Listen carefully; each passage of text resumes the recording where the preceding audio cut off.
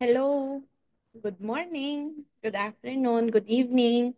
This is Tin, your Pro-Life UK financial advisor, and today we'll be discussing one of the most important aspects of our lives, which is life stage financial planning. So, bakit nga ba natin kailangan i-discuss or kailangang malaman ang life stage financial planning? Because we go through several and different life stages. Meron yung simula pagkabata tayo, hanggang sa matuto tayong maglakad, up to sa mag-aral na tayo, and until such time that we become single and young professionals. So after this stage, we go to building our own family, and then um, having the life with our kids, hanggang sa magkaroon na ng mga apo on a pre-retired stage until finally the retired stage, which dyan siguro mapapalad yung mga naaabutan pa yung stage na yan, retired na, yung mga nag-e-enjoy na lang ng mga retirements nila and all. So, in all of these life stages na nabanggit ko, what do people need sa bawat stages na to? What is something in common to these life stages? So, hindi na ito bago sa atin. And I know for a fact that you also are uh, knowledgeable about this. And this is bridging the income for each and all of those life stages. Dahil ang income natin importante sa lahat ng mga pagdadaanan natin sa buhay, importante talaga 'yan. Hinding-hindi mawawala 'yan.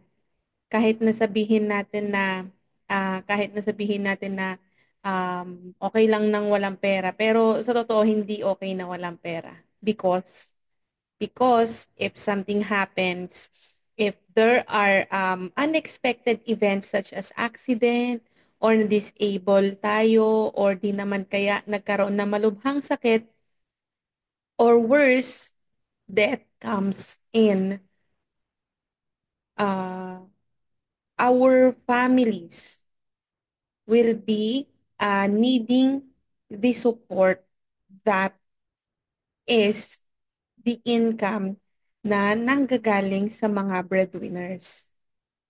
And if ever naman na blessed tayo and nothing happens by the grace of God, this income will be used for education funding, for the kids, o di naman kaya pambili ng bahay at lupa, o di naman kaya pagtanda, gagamitin as retirement funding or gagamitin para magpatayo ng negosyo, which is another source of income.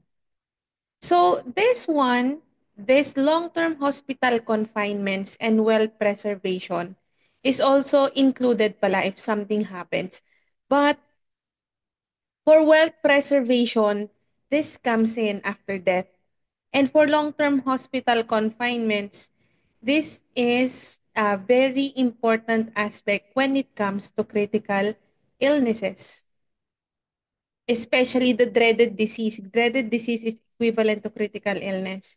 And now, for this topic, I will be particularly discussing how we can um, maximize the income na meron ang household natin o ang family natin. So, ano-ano nga ba yung ways? Actually, I have summarized here two important or the usual, the common types of investment na alam ng halos karamihan sa atin. And this is the time deposit given or provided for by the banks. Kasi ito naman halos lahat yung super accessible halimbawa sa probinsya dahil maraming mga bangko and at the same time, maliban sa savings, particularly sa mga rural areas, kung hindi man yan cash deposit or deposito sa bangko, ang ginagawa nila is mag-time deposit. But there is also a good way, a better way rather, to save this income and make it into a well maximized investment, which is through ProLife UK's plan, also known as ProMillionaire or ProLink Investor Account. So what's the difference between these two types of investment? So as you can see, kung makita nyo dito, meron tayo kasing tinatawag na returns. Bakit nga ba unang-una sa lahat, bakit nga ba tayo naglalagay ng pera sa bangko? Of course, syempre, di ba, para mag-ipon, para manganak ng interes ang ating mga pera. At the same time, para hindi lang siya natutulog na nandun lang sa bahay o di naman kaya kung saan mapunta sa hindi productive or yung hindi maximize yung pera. That is why we have or we always um, are reminded to put our savings into the bank. But there's an alternative because for ProLife UK, instead of it saving in a bank, if that amount it will be invested to ProLife UK, there will be possible potential monthly cash payouts, which these cash payouts are based on the policy's available units during the payout declaration. So for example, nagligay ako dito ng comparison na makita natin. For example, ah, nag-invest ka muna, trinay mo itong sa ProLife UK. Nag-invest ka ng 100,000 initially. This 100,000, since this is a form of investment, kagaya halos siya ng, for example, mga stocks. Itong 100,000 na to, possible kapag binili mo to ng stocks ng Jollibee, ilang shares lang yung makukuha mo. That is the um, equivalent units. Kaya ito yung sinasabi na available units dito. And also, for this type of investment, yung investment ay ilalaan sa ProLink Flexi Income Fund. So, kung sa bangko, binibigay nila or nilalaan din nila sa fund managers nila, kay ProLife UK naman, ito ang inilalaan din for ProLink Flexi Income Fund, which is a global fund invested under JP Morgan. So, yun ang fund manager natin, JP Morgan. And um, for this particular type of investment, for example, nag-save ka ng 100,000 and example lang din, that 100,000 when you availed of the plan, sabihin natin na 100,000 units or equivalent to 1 peso per unit yon.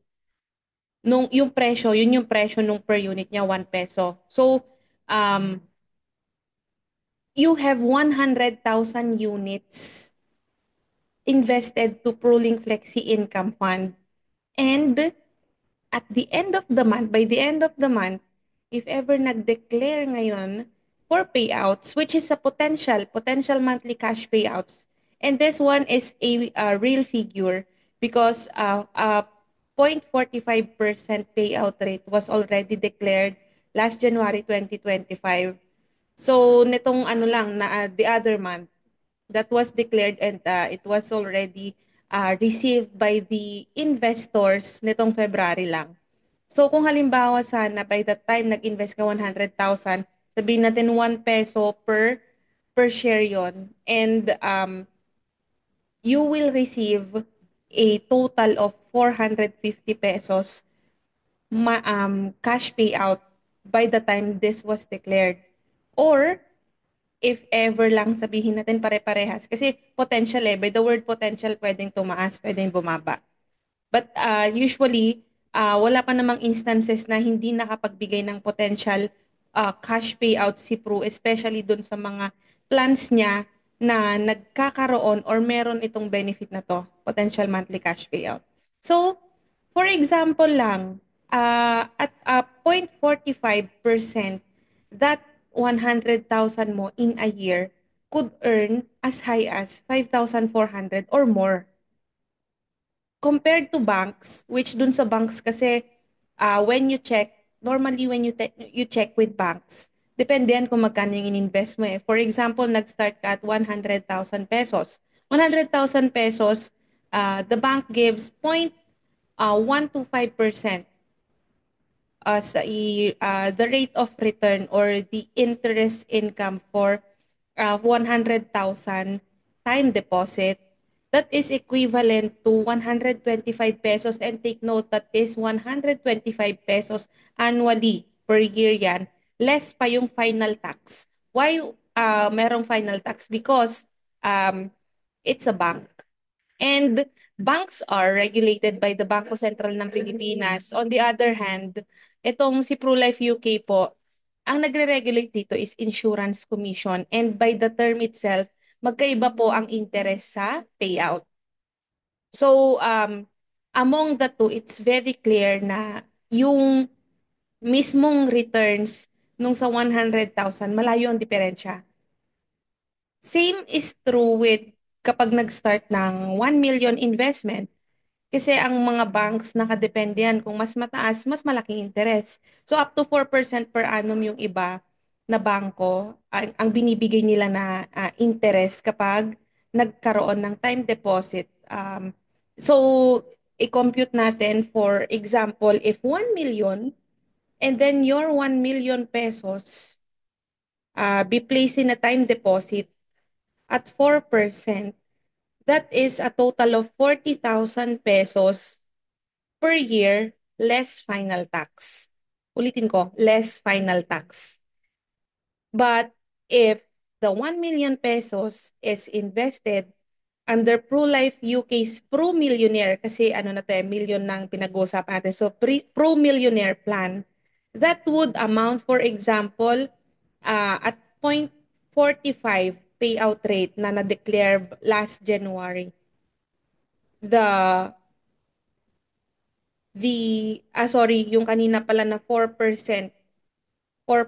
at 1 million, that was supposedly 40,000, tama? And then for this one, kapag naman yung sa ProLink Flexi Income Fund, 1 million times 0.45%, you'll earn 4,500 per month. And in 12 months time, this is a potential cash payout siya ha. So nakukuha mo talaga siya. Makukuha mo siya, this will be credited to your bank account. This would amount to 54,000 pesos, and wala siyang any deductions for final taxes whatsoever. Ayun yung unang difference itong dalawang to. Next one is the lockout period. From the term itself, time deposit, pag sinabi natin time deposit, hindi mo agad yan mawi-withdraw. So, for banks, meron silang usually 5-year lockout period. And when we say lockout period, hindi mo siya pwedeng i-withdraw not unless the account holder dies. So, ma-share ko lang po, meron akong previous encounter with this one. Last year lang, time deposit, 5-year time deposit, that was particularly availed of by one of my relatives, and sad to say, my relative died. So, the amount supposedly, 'di ba? Syempre, ano to, nagkaroon ng pre-termination since namatay yung depositor eh. So, ang nangyari, the amount deposited amounting to around 1.6 time deposit, nagkaroon siya ng mga charges. Why there are charges? Because since this is covered by banks and it is under a time deposit, if ever may nangyari po kay depositor, this will be subject to 6% estate tax. Estate tax upon death. Ibig sabihin, kakaltasan ng bangko ng 6% estate tax, and Probably, possibly, depende rin sa agreement with the bank kung ano yung pinirmahang agreement for the time deposit. There are also other charges for pre-termination. Ayun siya. But pre-termination only happens when in cases of debt. In cases of debt siya for time deposit. But compared with ProLife UK's Pro Millionaire or ProLink Investor account, there are no lockout periods. Pwede mag-withdraw subject to withdrawable charges. These withdrawable charges are made applicable on a 5-year plan. Particularly, um, kumbaga, ma-withdraw mo lang siya kasi usually, same with banks, time deposit nila, ma-withdraw lang siya usually after the 5-year period. Doon lang siya ma-withdraw ng walang babayaran. But however, for time deposits kasi, they will not allow that. Hindi sila nag-a-allow na mag-pull out ka ng funds, especially kahit emergency purpose yan, hindi nila pinapayagan yan. Since it was already agreed upon. Not unless the depositor dies. Here, under ProLife UK, yes, you may withdraw the fund, but it is subject to withdrawable charges. But at least you can withdraw if you need to. And aside from that, ang difference niya talaga is there is a 25% death benefit because it's an investment-linked insurance plan. Meron siyang insurance coverage amounting to 25% of the invested amount. So for example, yung 1 million pesos na dineposit, just in case the policy owner dies, or the life insured rather, this 1 million peso single pay plan will have a 25% death benefit amounting to 250,000. So kung sa um, bangko yan, 940,000 na lang, kumurot pa, nakurutan pa yung principal amount mo dahil sa babayaran pang estate tax and possibly other charges since na hindi na fulfill or hindi na complete yung 5-year period. For ProLife UK, for ProLife UK's investment plan, there is additional 25% death benefit. And aside sa death benefit na to, you got to have your money back in full. So, wala siyang charges. Walang any deductions. Intact yun. Subject to the available units held by the time that the death happened.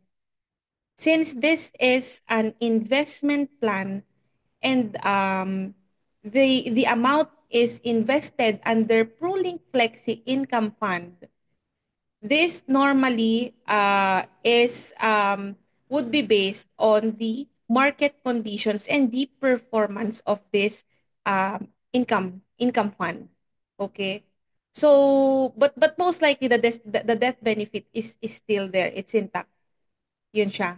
And aside from the death benefit of 25%, meron din po siyang additional or optional living benefits like disability and personal accident benefit. Pwede siyang ilagay nang walang additional charges.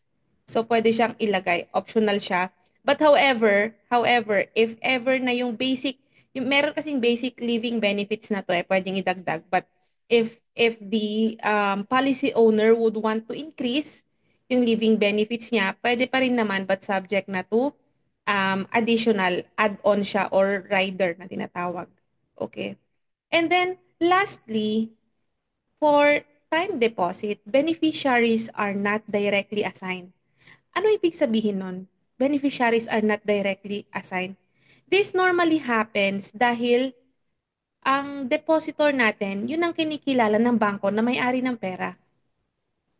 And kung sakaling may mangyari sa kanya, kung sakaling mamatay ang account holder nitong time deposit na to, what will happen would be magiging part to nung estate nung namatay. So hindi siya matatransfer agad-agad sa mga kamag-anak or sa immediate family hanggat hindi nababayaran yung estate tax na tinatawag. So hindi siya agad ma-assign, hindi siya agad malilipat not unless mabayaran muna yung mga mandated by the government. But for an investment-linked insurance plan like this one, the beneficiaries can already be assigned bago pa man may mangyari. Why? Because it is regulated by the Insurance Commission and that is what our government provides, particularly for insurance companies. So pwede mag-designate prior pa man. Before pa man may mangyari, pwede nang i-designate kung sino ang mga beneficiaries and by the time na may mangyari sa policy owner, at the same time dun sa, pwede kasi possible kasi na ang policy owner ay hindi yun yung life insured. But just in case may mangyari, then the beneficiaries shall be designated or this will be transferred immediately to the beneficiaries for wealth transfer and legacy planning. So, dito na pumapasok yung mga pamana. Ito na yon. Yung isa, kailangan muna kaltasan dahil nga sa bangko yan. But for insurance companies, particularly that under ProLife UK, pwede nang i-assign. And just in case may mangyari sa owner nitong plan na ito, matatransfer immediately ang amount ng investment to the designated beneficiary. So among the two types of investment discussed, what do you think is the best or better type of investment? That of a time deposit or that of an investment link with insurance plan? So you the one to decide. Okay? I'm just giving options pero it's still up to you to decide what would work best for you. And then, ayan na. So, ito na yung pinakahuling slide natin. Before natin i-end, I just would like to leave a simple quote na the best time to plan for your future was actually yesterday. But the next best time is now, today. Huwag na natin patagalin. So that's all.